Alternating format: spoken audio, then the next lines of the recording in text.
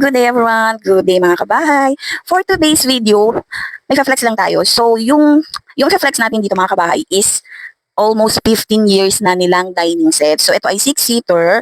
So meron po kasi silang bagong bahay at syempre nahihirapan si ma'am na i-let go yung ano nila old dining set kasi nga matibay pa daw. So binigyan ko kasi si ma'am ng suggestion at pinasahan ko din si ma'am na, ma'am, eto medyo mura sa mall, ganyan-ganyan. Pero ayaw ni ma'am, gusto niya talaga na bigyan natin ng new look ang kanyang old dining set. So as of now po, ganito po yung dating hitsura ng dining nila.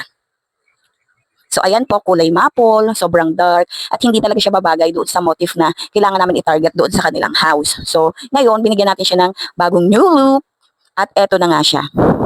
Tcharam! Wow, di ba? Hindi natin ma-imagine. ganito pala ang hitsura ng kanilang dining, di ba? Ang bongga. So yung dating ganito, eto na siya ngayon.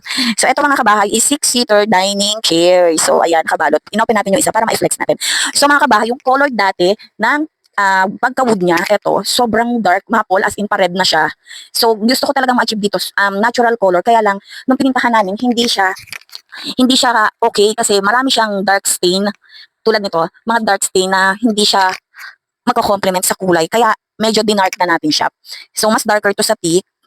Pero okay pa rin siya kasi kita pa rin yung haspi ng kanyang wood.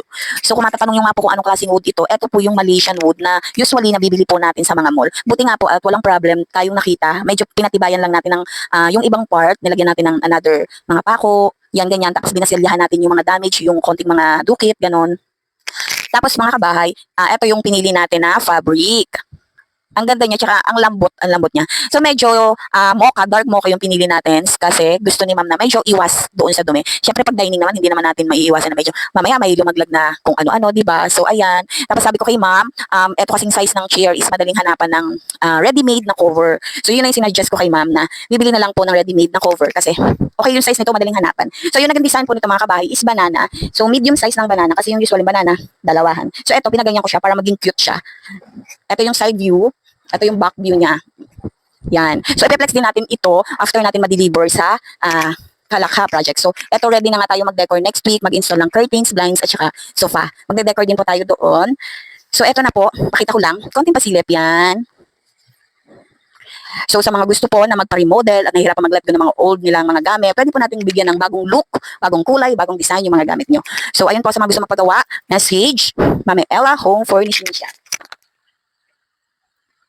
Thank you very much.